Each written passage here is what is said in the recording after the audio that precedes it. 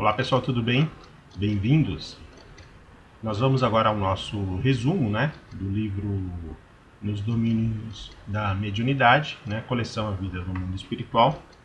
Esse livro foi psicografado pelo Francisco Cândido Xavier e o autor é o André Luiz. No capítulo de hoje nós vamos entender um pouquinho mais sobre as questões que o André Luiz nos apresenta, na vida no mundo espiritual. Então vamos lá.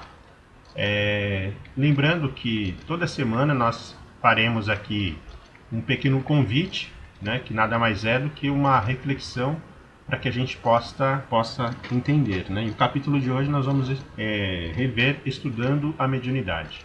Tá? No livro consta na página 9.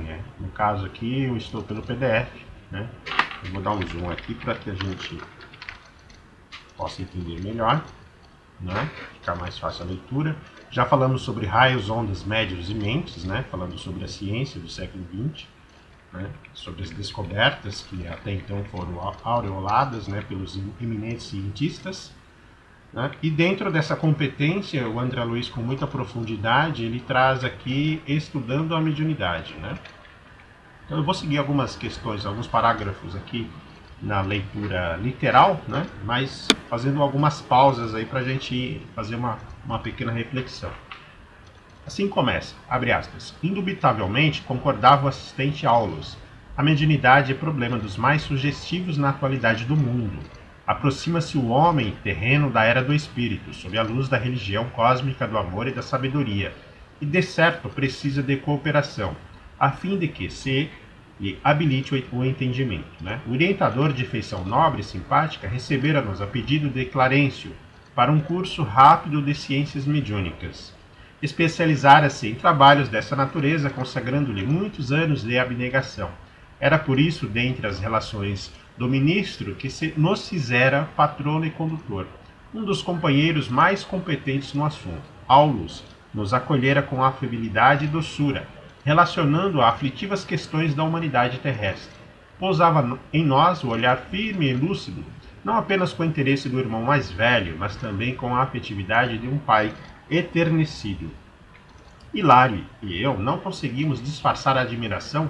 Era um privilégio ouvi-lo discorrer sobre o tema que nos trazia até ali. Aliavam-se nele substanciosa riqueza cultural e o mais entranhado patrimônio de amor, causando-nos satisfação ou vê-lo reportar-se às necessidades humanas com carinho do médico benevolente e sábio que desce a condição de enfermeiro para a alegria de ajudar e salvar. É interessante nesse capítulo aqui a abordagem que o André Luiz faz, com relação ao interesse das nobres almas já livres do envoltório corporal, quando se debruça em cima, vamos dizer assim, das necessidades humanas. E aqui na questão que nos interessa, que é a questão das faculdades mediúnicas. Muito bem, prosseguindo. Interessava-se pelas experimentações mediúnicas desde 1779, ou seja, muito tempo. Conhecera Mesmer em Paris, no estudo das célebres proposições lançadas a público pelo famoso magnetizador. Reencarnando no início do século passado, apreciara de perto as realizações de Allan Kardec na codificação do Espiritismo e privara com Caragne e Balzac com Théophile Gautier e Victor Hugo, acabando seus dias na França. Depois de vários decênios consagrado à mediunidade e ao magnetismo, nos modos científicos da Europa. No mundo espiritual, prosseguiu no mesmo rumo, observando e trabalhando em seu apostolado educativo, dedicando-se agora à obra de espiritualização no Brasil, e isto há mais de 30 anos. Comentava otimista as esperanças do novo campo de ação, dando-nos a conhecer a primorosa bagagem de memórias e experiências de que se fazia portador. E é gostoso, a gente perceber que quando você desencarna, se você tem uma atividade interessante durante a matéria, você pode conseguir dar continuidade nos estudos no mais além. Então vamos lá. Maravilhados ao ouvi-lo, mal lhe respondíamos a essa ou aquela indagação. Conhecíamos sim, informamos, respeitosos em dado momento, alguns aspectos do intercâmbio espiritual. Todavia, o nosso desejo era amealhar mais amplas noções do assunto com a simplicidade possível, em outras ocasiões, estudáramos ao de leve alguns fenômenos de psicografia, incorporação e materialização.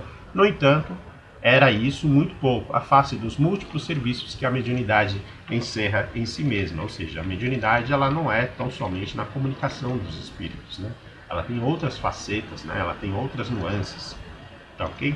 O anfitrião afável aqueceu em elucidar-nos, colaborava em diversos setores de trabalho, prodigalizar-nos e aquilo que considerava com humildade como sendo alguns apontamentos. Né? É uma pessoa muito humilde. Né? A sua bagagem espiritual, né, os seus conhecimentos, eles, diante da majestade divina, né, diante de tantas descobertas, ele argumentava que eram apenas alguns apontamentos.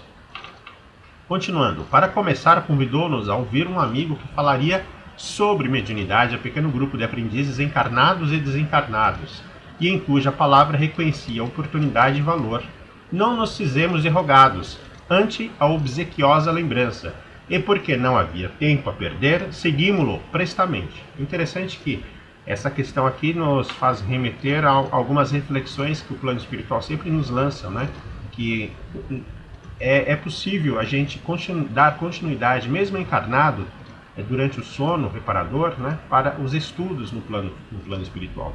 Eu, por exemplo, já tive várias oportunidades de participar de algumas aulas, né, de participar de alguns temas importantes, né, no campo da mediunidade, no campo da reforma íntima, que traz esse convite aí, para essa reflexão, né, que a mediunidade, né, a vida ela continua, mesmo você estando na matéria, continua pulsante no plano espiritual e eles aproveitam todos aqueles de boa vontade. Em vasto recinto do Ministério das Comunicações, fomos apresentados ao instrutor Albério, que se dispunha a iniciar a palestra. Tomamos lugar entre as dezenas de companheiros que o seguiam, atentos em muda expectação, como tantos outros orientadores que eu conhecia. Albério assomou a tribuna sem cerimônia, qual se nos fora simples irmão conversando conosco em tom fraternal. Meus amigos, falou com segurança. Dando continuidade aos nossos estudos anteriores, precisamos considerar que a mente permanece na base de todos os fenômenos mediúnicos. Não ignoramos que o universo, a estender-se do infinito por milhões e milhões de sóis, é a exteriorização do pensamento divino, de cuja essência partilhamos em nossa condição de raios conscientes da eterna sabedoria, dentro do limite de nossa evolução espiritual. Quero fazer um parênteses aqui para quem estava na aula, né? Onde nós colocamos lá que o todo é mente e o universo é mental, né? Faz essa alusão aqui a Deus, né?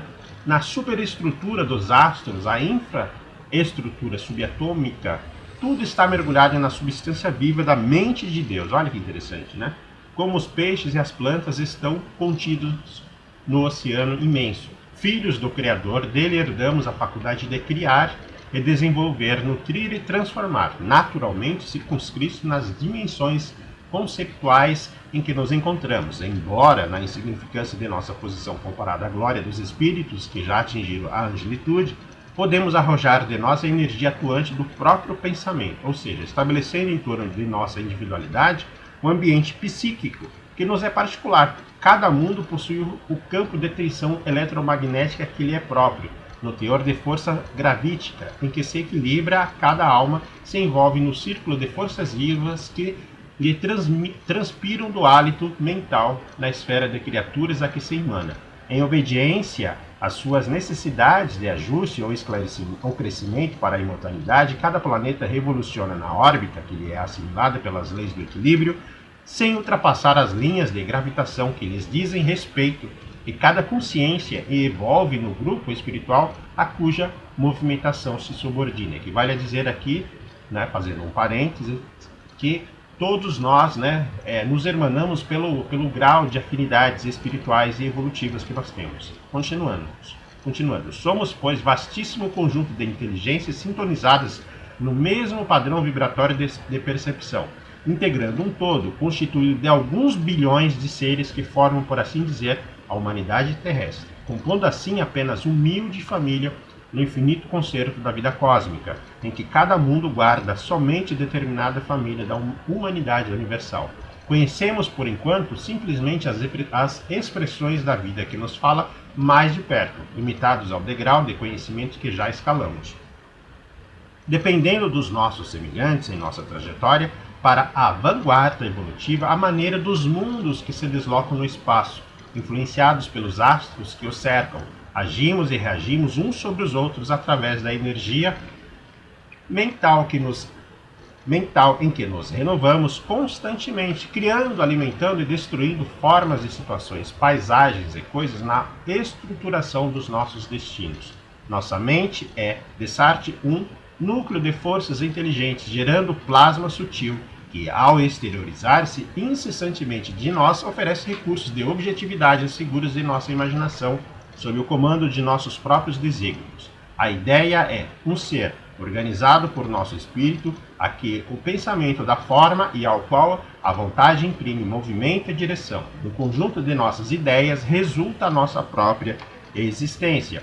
O orador fez pequeno intervalo, que ninguém ousou interromper e prosseguiu comentando. Segundo é fácil de concluir, todos os seres vivos respiram na onda de psiquismo dinâmico que lhes é peculiar, dentro das dimensões que lhes são características, ou na frequências que lhe é própria. E esse psiquismo independe dos centros nervosos, de vez que, fluindo da mente, é ele quem condiciona todos os fenômenos da vida orgânica em si mesma, examinando, pois, os valores anímicos como faculdades de comunicação entre os espíritos, qualquer que seja o plano em que se encontrem. Não podemos perder de vista o mundo mental do agente e do recipiente, porquanto em qualquer posição mediúnica, a inteligência receptiva está sujeita à possibilidade e à coloração dos pensamentos em que vive a inteligência emissora, já submetida aos limites e às interpretações dos pensamentos que é capaz de produzir. Um Hottentot desencarnado, em se comunicando com o sábio terrestre, ainda jungido ao inventório físico, não lhe poderá oferecer notícias outras além dos assuntos triviais em que se lhe desdobram no mundo as experiências primitivistas. É um sábio, se um indumento carnal entrando em relação com o Hottentot, ainda colado ao seu habitat africano, não conseguirá facultar-lhe cooperação imediata senão no trabalho embrionário em que se encravam os interesses mentais, como sejam o auxílio a um rebanho bovino ou a cura de males do corpo denso. Por isso mesmo, o Hottentot não se sentiria feliz na companhia do sábio, e o sábio, a seu turno, não se demoraria com o Hottentot, por falta desse alimento quase imponderável a que podemos chamar de vibrações compensadas. Eu vou fazer uma pausa aqui nessa primeira parte, para não ficar muito extensa, mas daremos continuidade no próximo vídeo falando sobre a lei, tá? Eu convido vocês a fazerem essa reflexão para que a gente possa abrir um pouco mais o nosso entendimento sobre esse universo que é a mediunidade, tá ok? Eu vou ficando por aqui, um forte abraço a todos vocês e nos vemos em breve.